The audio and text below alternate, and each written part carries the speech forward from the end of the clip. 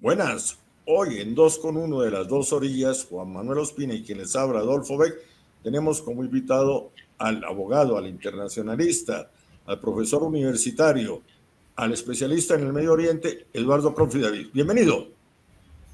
Doctor Me alegra saludarlos, muchas gracias por la invitación y muy contento de estar con ustedes. Bueno, al doctor Ospina me alegra saludarlo y a ti, Adolfo, con mucho cariño. Muy complacido. El Medio Oriente y Colombia, el Medio Oriente y Latinoamérica, el conjunto, el conflicto entre Palestina e Israel y Colombia, y un poco la historia. Tradicionalmente nuestro país ha estado más al lado de Israel que del pueblo árabe, y eso depende un poco de que somos un país satélite de Estados Unidos, y la línea la define Estados Unidos. No sé si usted me va a refutar la historia. Pero ¿qué está pasando en este momento? ¿Cuál es la relación? Porque hay una especie de una nueva situación con el presidente Petro. Ese es el tema central. El conflicto de Medio Oriente y Colombia, el conflicto de Medio Oriente y Latinoamérica. Bueno, Adolfo, acabas de hacer una pregunta muy amplia. Y en esa pregunta amplia hay varias afirmaciones que hay que irlas desglosando. Lo primero, Israel es un estado nuevo. Israel es un estado que surge en 1948 y que hasta nuestros días está completando no más de 80 años. Estamos hablando de un estado que tiene apenas 76 años. Colombia tiene una tradición como estado político de 200 años en la vida republicana. Quiere decir que la línea que Colombia políticamente ha sostenido no corresponde a estar del lado de Israel o del mundo árabe, porque la realidad colombiana ha sido y es otra muy distinta. Casualmente, el gobierno de Ospina Pérez en 1947, cuando el presidente Mariano Ospina regía los destinos del país, cuando Colombia como estado fundador de las Naciones Unidas, como nación fundadora de la Organización de las Naciones Unidas, organización que se crea en 1945, tiene que votar sobre la partición del territorio palestino cuando se pensaba que era necesario para, con lo habido en Europa, en el holocausto nazi, sobre los judíos, que no fue solamente sobre los judíos, también sobre los distintos actores que eran contradictores a esa realidad política del régimen nazi, pero con todo ese holocausto que se causó en Europa en el curso del periodo de entreguerras y sobre todo en la Segunda Guerra Mundial, la postura de la Organización de las Naciones Unidas fue crear el Estado de Israel. Postura que además heredó la Organización de las Naciones Unidas de Inglaterra o del Reino Unido, que era el reino dominante del territorio palestino. Cuando Colombia, junto con varios estados, tiene que votar sobre la partición de Palestina, y estamos hablando del gobierno de Ospina Pérez, en 1947, Colombia vota no a la partición de Palestina, porque Colombia consideró, con 3 puntos que estableció el embajador de Colombia en las Naciones Unidas, el doctor Alfonso López Pumarejo, consideró Colombia que la región de Palestina no debía dividirse para crear un estado nuevo, porque creando ese estado nuevo se iban a generar unos conflictos inmarcesibles a lo largo de la historia del territorio palestino. Punto 1 que argumentó. 2, iba a ser una decisión completamente contraria a la realidad histórica del pueblo nativo. Y Colombia tenía claro que el pueblo nativo era el pueblo de Palestina. Y 3,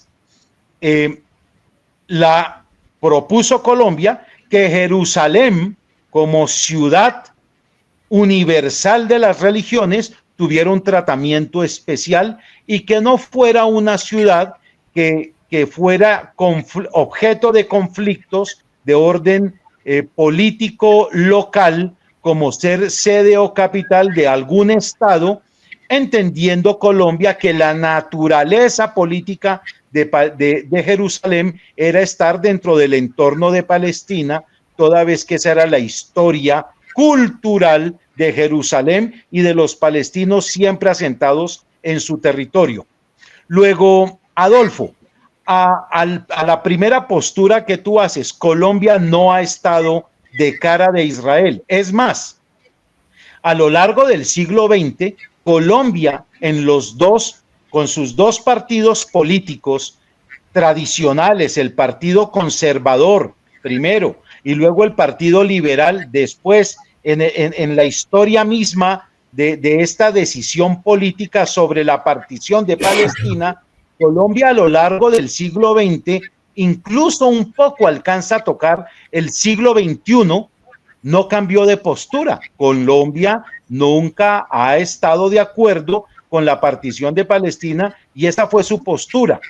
Sí cambia la posición política de un gobierno colombiano cuando en el año 2002 y desde ahí se ha venido dando una variante en las relaciones internacionales, en el manejo específico que Colombia hace sobre su postura de Palestina. En el año 2002 el presidente Álvaro Uribe comienza con el apoyo de los Estados Unidos y un poco por imposición de los Estados Unidos, comienza a fijar una postura ya no solamente neutral, sino en alguna medida comienza a casarse con la inteligencia israelí o israelita para comenzar a hacer con el software y las persecuciones y las investigaciones hacia la guerrilla, y cambia la postura política de Colombia, entrando en la misma lógica de los Estados Unidos,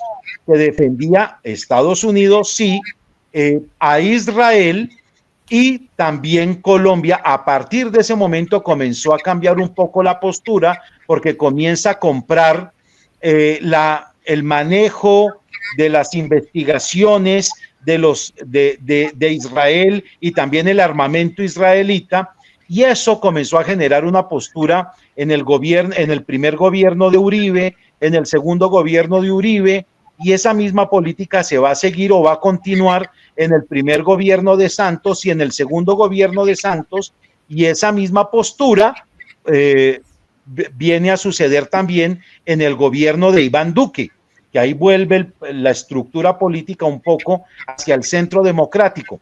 Pero la visión de Colombia del siglo XXI no ha sido la visión histórica de Colombia, todo lo contrario. La visión histórica de Colombia ha estado de cara hacia la realidad de no partir Palestina y nunca estuvo de acuerdo con esa partición. Esa es la historia. Hoy tenemos un gobierno pro Palestina. El gobierno Petro está más cerca de Palestina en este caso. Sí, es decir, mira, aquí voy a decir algo que espero se me entienda bien, y por supuesto no quiero que se me entienda bien por ustedes dos, que son son dos intelectuales muy capaces, sino que se me entienda bien lo que quiero decir. La causa palestina no es una causa de izquierdas o de derechas. La causa palestina es la lucha de un Estado por surgir y ser reconocido en el contexto internacional.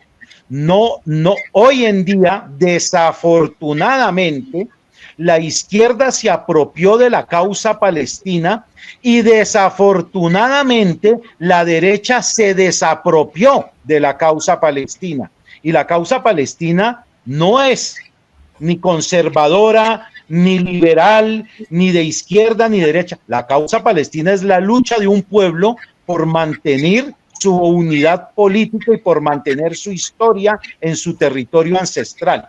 Y eso no tiene color político ni ideología política. Ahora, que el gobierno actual, que es el gobierno del presidente Petro, es defensor de la causa palestina, lo hace porque indiscutiblemente reconoce que en el conflicto hacia Palestina, hay una arbitrariedad global, en términos globales, pero sobre todo porque el presidente Petro ha estado por fuera de la órbita de los Estados Unidos y de los imperios prooccidentales, y entonces en desacuerdo con esa órbita desatiende esa realidad y por supuesto pone y ve que Israel es el desafío de Occidente en el Medio Oriente y él no está de acuerdo ideológicamente con esas posturas. Entonces él se retira y convierte la causa palestina en un apoyo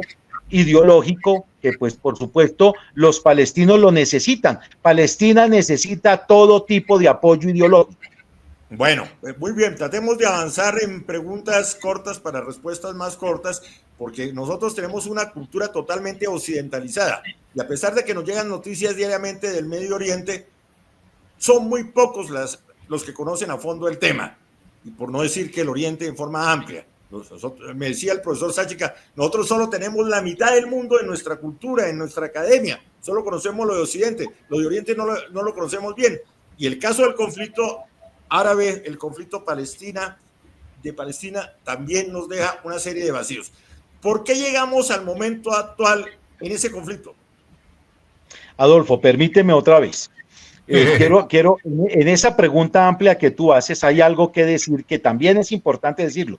Yo estoy de acuerdo con el doctor Sáchica, que además fue mi profesor, en que nosotros pertenecemos a la civilización occidental. No obstante, dicho eso y aceptándolo, somos occidentales porque somos hispanoculturales, hispanoparlantes, somos la cultura hispanodescendiente y en ese sentido somos occidentales. Pero también hay que decir que nosotros religiosamente, mira este fenómeno, Adolfo, religiosamente somos cristianos y el cristianismo nace ahí, en Palestina, justamente en eso. Por ejemplo, en ese fenómeno religioso somos orientales y somos orientales asiáticos y somos orientales asiáticos del Medio Oriente. Y ese es un fenómeno que nosotros culturalmente no hemos estudiado porque sí hay una diferencia muy grande entre el judaísmo y el cristianismo desde el punto de vista de la concepción, no solamente de la religión, sino de la concepción en relación del hombre con Dios. Y nosotros como occidentales, asumiendo el fenómeno cristiano, y el cristianismo es uno de los paradigmas de Occidente, de los 5 grandes paradigmas de Occidente, somos y vemos la realidad del hombre y su relacionamiento con Dios a través de la religión cristiana de una manera distinta. Y somos muy conservadores en eso, porque somos muy conservadores en ese cristianismo primero. El cristianismo tiene 3 grandes corrientes, el cristianismo ortodoxo, el cristianismo católico y el cristianismo protestante. Este cristianismo protestante es el último y surge en el siglo XVI y que se nos viene hasta nuestros días. Pero nosotros pertenecemos no al cristianismo primero, que es el ortodoxo, pero sí a un cristianismo heterodoxo muy clásico, que es el cristianismo católico, y ese cristianismo católico guarda las formas como se relacionó el hombre de Oriente, que es el hombre palestino, con Dios a través de su hijo, que es Jesús. Y esa es una mirada única que tenemos solamente los cristianos. Fíjate, 2 observaciones, me parece entonces muy interesante lo que nos está explicando Eduardo, y creo que hay un gran desconocimiento sobre estos temas que él está abordando y que son fundamentales de entender. Primero eso. Segundo, a mí me parece que hay en la cuestión palestina, para nosotros, tiene que ver finalmente con nosotros mismos, ¿cierto?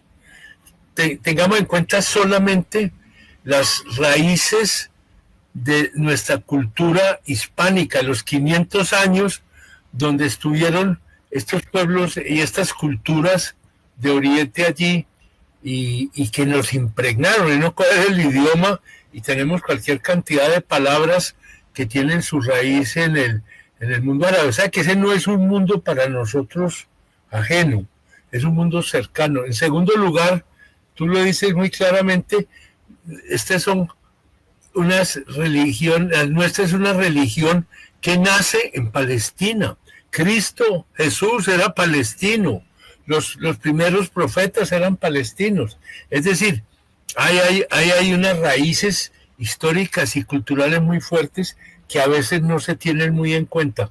En tercer lugar, me llama la atención, y aquí pararía para no eternizarme, y es que no tenía conciencia de que nosotros durante tanto tiempo, después de creado el Estado israelí, mantuvimos una posición, yo diría, históricamente válida, políticamente digna y culturalmente llena de contenido.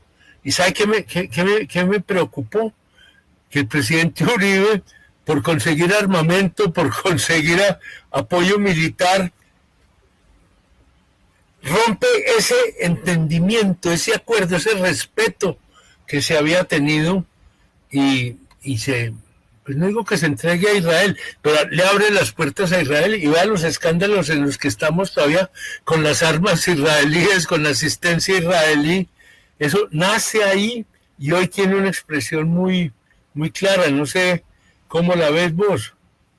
Sí, Juan Manuel. Además, quiero agregar un elemento adicional de lo que tú has dicho, y es que además el mundo árabe estuvo presente en España justo antes de que España llegara a América. Sí. Entonces, los árabes están en España y España no es España, España es Al-Ándalus. España se crea en el siglo XV, prácticamente en el siglo XVI, pero antes de ser España era Al-Ándalus, y los españoles que crean España la crean con los árabes que han vivido 800 años en España. O sea que nuestra realidad cultural, la de nosotros los hispanoamericanos, es muy árabe por donde se le mire, por el idioma, por la manera de comer, por la raza. Nosotros racialmente somos muy árabes. Comemos como comen los árabes. Muchas de las cosas, hay cosas que no, que también son propias de nuestra hibridación con el hombre americano, pero hay muchas cosas que le llegan a España por los árabes, que lo aprenden de los árabes y que luego ellos como españoles llegan acá. Yo sé que estos espacios son muy cortos, y tengo unas anécdotas extraordinarias. Invito a un profesor español mío cuando yo hacía la maestría de historia en la Universidad Sergio Arboleda, y este profesor español lo llevo al barrio La Candelaria para mostrarle el barrio de La Candelaria, y yo le muestro el barrio de La Candelaria, mostrándole yo el barrio español aquí en Bogotá, y me dice él, apenas llega al barrio La Candelaria, me dice, oye, mira, un barrio árabe aquí en Colombia, qué curioso, me dice él a mí, y yo le digo, ¿cómo así que un barrio árabe? Esto es un barrio español. Me dice, no, para nosotros eso es arquitectura árabe. Y yo le dije, para nosotros esto es arquitectura española. Entonces, el mundo de lo árabe está muy vinculado con nuestra realidad cultural, y no solamente por el fenómeno racial, idiomal. Palabras como azúcar, almojábana, pantalón, son palabras típicamente árabes, y no voy a seguir extendiéndome porque yo sé que esta no es todo es jabón. Los apellidos, Benjumea, Sanín, Jaramillo, Pavón, Alférez, hay un montón de apellidos que Medina tienen su origen árabe, pues no los voy a mencionar, porque sé que el objeto de esta conversación es otro, pero el mundo árabe y específicamente el mundo palestino está muy presente en nuestra realidad. Es palestino árabe. Sí. Si es la historia, vamos al presente, al último capítulo del conflicto, que se inicia con el ataque de Hamas. ¿Cuál es la situación del conflicto actualmente? Mira, otra cosa que es muy interesante analizar es la postura de Trump, la postura del presidente Trump, elegido para los Estados Unidos, todavía no rigiendo, cuando dice ir contra Hamas, si no devuelve a las personas que tienen su cautiverio, en su secuestro luego del 7 de octubre, o pues con los acontecimientos habidos el 7 de octubre. Esa es yo no estoy de acuerdo con lo que ocurrió el 7 de octubre. Yo soy pro-palestino, pero no estoy de acuerdo con ese fenómeno de la violencia, aunque eso no ocurrió el 7 de octubre. Los palestinos eran víctimas en un montón de acciones del Estado de Israel contra ellos. Es una de las pocas veces que Palestina, no estando de acuerdo yo con esa acción, una de las pocas veces que Palestina ha tenido más o menos una postura en donde devolvió mucho de lo que ha recibido, entre otras cosas que esos eventos del 7 de octubre se suceden sobre territorio palestino, y no me refiero al territorio palestino histórico, el ancestral, sino el territorio mismo de la partición. Es que esos fenómenos han ocurrido en lo que hoy se llaman territorios ocupados, y son territorios que ocupó Israel y se los está quitando ya a Palestina de manera directa, lo que se llama el sistema de colonización o el colonialismo, quitándole estos otros territorios, ya que los palestinos no atacaron ni siquiera por fuera de sus territorios. Un territorio legítimo defendiendo un acto soberano. Lo que pasa es que se ve grotesco ante las imágenes porque evidentemente es un fenómeno muy violento. Cuando el presidente Trump, para venir a la actualidad, a la fecha de hoy, cuando el presidente Trump amenaza a Hamas si no devuelven a los secuestrados, va a acabar con Hamas. Y yo diría que con Palestina y los palestinos está cometiendo, es un discurso que tiene un doble sentido.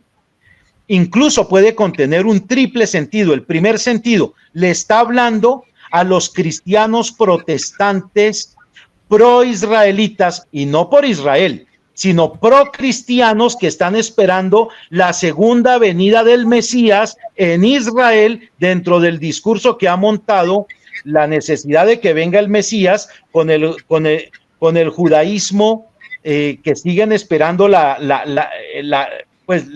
llegada primera de su Mesías. Entonces hay un cristianismo que es un cristianismo protestante, que para nosotros es un cristianismo reestructuracionista, que está buscando sus orígenes incluso antes de la existencia misma de Jesús, desafiando la naturaleza misma del cristianismo. Y esos cristianos que han cogido mucha fuerza en los Estados Unidos, dentro de los cuales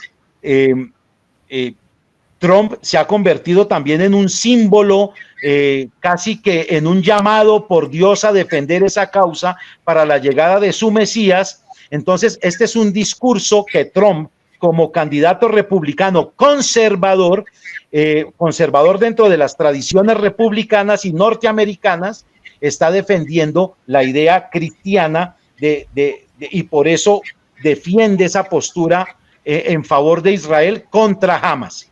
Segundo, concretemos el discurso. Él dice, si no entregan los rehenes, eso se va a volver un infierno. Concretemos el discurso. Sí, porque el tiempo también se nos agota. Lo que está diciendo Trump es que va a atacar a Hamas, pero atacar a Hamas es atacar una ideología, la ideología de la defensa de la resistencia de un territorio. Entonces, si va a hacer lo que dice, si va a hacer lo que está prometiendo que va a hacer, pues quiere decir que va a acabar con Palestina y le va a terminar de entregar Palestina o el territorio palestino a Israel. Pero lo segundo, en este discurso, también le está diciendo a Israel, y eso se lo debe al lobby judío que está en los Estados Unidos, que financia las campañas, que tiene los medios de comunicación, que tiene la banca norteamericana y también la banca internacional. Le está diciendo a los judíos de Estados Unidos y de Israel, no se preocupen, yo aquí los sigo respaldando y yo los sigo apoyando. Y hay un tercer mensaje ya subliminal que le está diciendo al mundo de la Europa Oriental, Rusia, a China: ojo que mi postura en el Medio Oriente sigue siendo muy fuerte y estoy decidido yo como cabeza de Occidente a mantener a Israel y mi postura pro-occidental en el Medio Oriente contra quien sea. Entonces, todo tipo de desafío en el camino de las relaciones internacionales. Para los Estados Unidos, Trump, como actor político republicano, está fijando una postura no solamente al interior de su país, sino también en el contexto internacional. Atacar a Hamas no es un fenómeno nuevo, eso es lo que está haciendo Joe Biden, pero atacar a Hamas desde el punto de vista de Trump, eso significa una explosión mayor. Es que Hamas, entre otras cosas, Hamas se lo inventa Israel. Hamas era un brazo disidente, o Hamas surge como un brazo disidente político a los acuerdos de la OLP, cuando por fin Yasser Arafat reconoce en 1994, termina reconociendo para que haya un Estado palestino, que exista un Estado, que exista el Estado de Israel. Y esos palestinos se alejan y un grupo de palestinos se aleja de esa posibilidad y dicen: no, ancestralmente Palestina ha sido de los palestinos, ¿por qué vamos a aceptar perder nuestro territorio? Y entonces los israelitas financian la existencia de este grupo político que es Hamas, y dentro de este grupo político, que es una ideología de resistencia, hay un brazo armado que es el que ataca el 7 de octubre en territorio palestino a unos israelitas. Ya usted Eduardo, yo veo ahí una cosa que casi que para mí sería conclusión. Adiós por el momento la posibilidad de que haya finalmente el reconocimiento de dos estados sobre un mismo territorio. Es decir, lo que se está planteando es, por el momento, la posibilidad de un estado palestino reconocido desaparece, y viene más bien es el ímpetu de Israel de tratar de capturar como estado el conjunto de ese territorio y borrar por lo menos legalmente la realidad palestina. Sí, Juan Manuel, y sobre todo que ya nos metemos en otro fenómeno que no va a ser en este programa, que lo vamos a conversar, que es todo el desarrollo del sionismo, no sobre Palestina, sino la toma del sionismo sobre el Medio Oriente, todo el Medio Oriente, desde el Mediterráneo, tomando todo el Medio Oriente, hasta incluido Persia, incluido el Irán de hoy. En este trasfondo, en todo esto, realmente, y esto merece otra reunión, que nos reunamos en otra ocasión, en todo esto de lo que estamos hablando, en el trasfondo ideológico, es de religión. Todo esto es un fenómeno, claro, hay unos intereses geopolíticos, hay unos intereses económicos, pero en el trasfondo de todo esto, estamos hablando es de fenómenos religiosos y cómo las religiones siguen utilizando la política para conquistar el mundo. Y las guerras más violentas son las guerras religiosas. Claro, porque son guerras sin razón, son las guerras del más allá o las guerras por el más allá, son las guerras que dan los actores del presente por ganarse una vida en el más allá. Y se ponen en conflicto tres realidades, las tres religiones que son monoteístas. No hay religión más parecida al cristianismo que el Islam. No obstante, creemos que la más parecida al cristianismo es el judaísmo. Y no reconocemos al Islam, y yo no creo en el Cristolam, no me gusta la idea del Cristolam. Yo soy cristiano, católico, apostólico, y me gusta la idea como el cristianismo se presenta ante el universo. Por eso no me gusta ni el Cristolam como una figura que combina dos realidades religiosas, el cristianismo y el islam, pero tampoco me gusta para nada la idea del judeocristianismo, que también confunde dos realidades culturales y religiosas, que son el judaísmo y el cristianismo. Se nos ha venido diciendo últimamente que nosotros los occidentales somos judeocristianos. Nunca hemos sido judeocristianos. Somos cristianos, sí. Uno de los paradigmas de Occidente es el cristianismo, pero jamás el judaísmo, que tiene unas realidades distintas. Con Eduardo Prof y David tenemos tema para 20 programas. Hoy comenzamos con esto. Cerremos. ¿Cómo afecta esa nueva postura de Trump ante el Medio Oriente a Colombia y a Latinoamérica? Una cosa corta. Pues las posturas, bueno, nosotros ahora vamos a entrar primero que todo, Adolfo, va a afectar muchísimo a los palestinos. Y como decía Juan Manuel, va a terminar acabando la idea de que existan dos estados, que me parece absolutamente lesivo que la Organización de las Naciones Unidas, en vigencia de ella, permita que se acabe la posibilidad de que exista Palestina como Estado. Eso sería el fin del derecho internacional y casi que el fin mismo de las Naciones Unidas, quien, entre otras cosas, por la carta misma de las Naciones Unidas como carta fundacional, no tenía derecho a crear el Estado de Israel. Ningún Estado. Naciones Unidas no puede crear ningún Estado. Estado, sí. Pero además, a la pregunta de Adolfo, desde el punto de vista de la política internacional, si se acaba Palestina y si realmente Estados Unidos ataca a Palestina, el mundo árabe comienza a separarse, y hasta el momento han sido aliados, comienzan a separarse de manera definitiva de los Estados Unidos y sobre todo del gobierno Trump, porque hay países árabes como Arabia Saudita que también necesitan el apoyo de los Estados Unidos, porque Arabia Saudita está en un conflicto con Irán por la preponderancia del gobierno, del control del Islam, porque Persia representa el auge del chiismo, y por el otro lado, Arabia Saudita quiere ser la cabeza absoluta del Islam, pero del Islam sunita. Entonces, si llega a deprimirse Palestina en su totalidad,